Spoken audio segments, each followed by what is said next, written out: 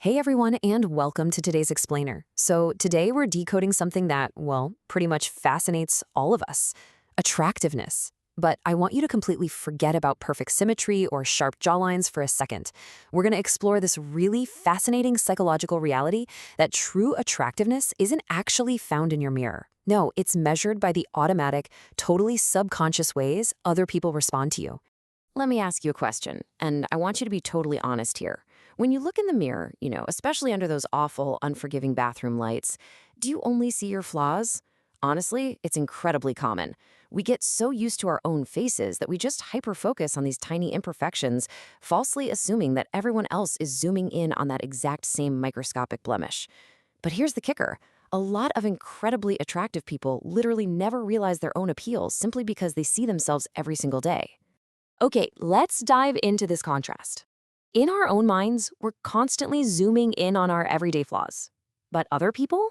They aren't looking at that tiny blemish you've been stressing over all morning. Not at all. They are reacting automatically to your overall presence.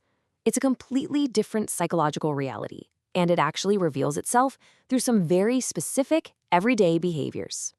Which brings us right to our first psychological tell. People remember you easily. I mean, picture this scenario.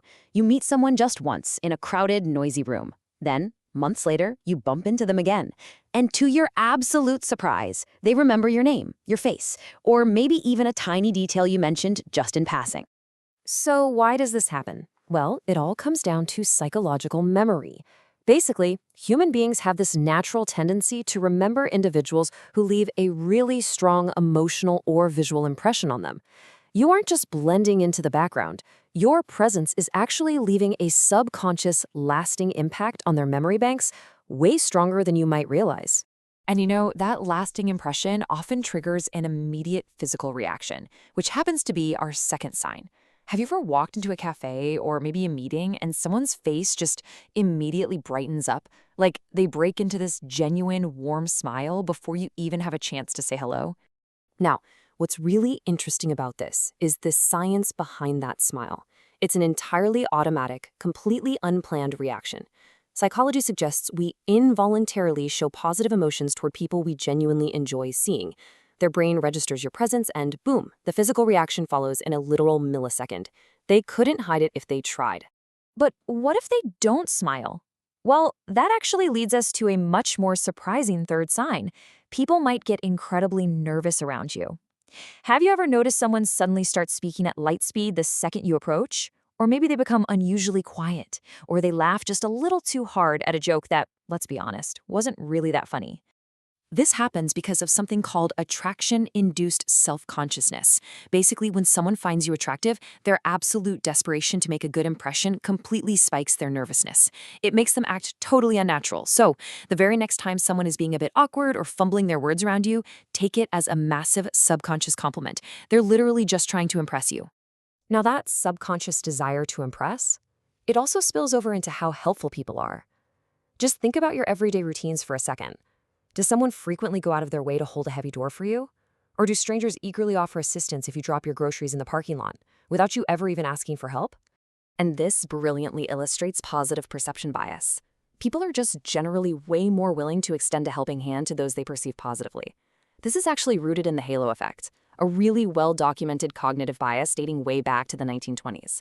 Essentially, your perceived attractiveness literally makes strangers automatically assume you're a good, deserving person. So it naturally prompts them to want to help you out. But the absolute ultimate sign of your impact actually happens when you aren't even in the room. Just imagine you miss a class, or you skip a regular social gathering, or maybe you're just out sick from work. You might assume you'll just fly under the radar and blend in with all the other absences. But then, the very next time you see that group, someone points you out and says, "We noticed you weren't there." It is such a simple sentence, right? But it carries incredible weight. It tells you immediately that your specific presence shifts the entire dynamic of the room. This behavior is deeply rooted in a concept called attention to absence. Psychology shows us that people pay significantly more attention to the comings and goings of individuals they find interesting, magnetic, or just plain enjoyable to be around. So sometimes the simple fact that people notice you're missing says far, far more about your overall impact and attractiveness than whatever happens when you're actually standing right in front of them. Let's pull all of this together and see how this builds. When we look at these behaviors, a complete picture starts to emerge. You're remembered easily, you're greeted with involuntary smiles, you cause a little bit of nervousness, strangers offer you help, and your absence is genuinely felt. Looking at all this holistically, you start to realize that being attractive isn't just about a physical trait. It's an ongoing, living behavioral response from the whole world around you. But it all comes right back around to this one undeniable truth. The hardest person to recognize your attractiveness is the person you see in the mirror every single day. It's just so easy to be our own harshest critics, isn't it?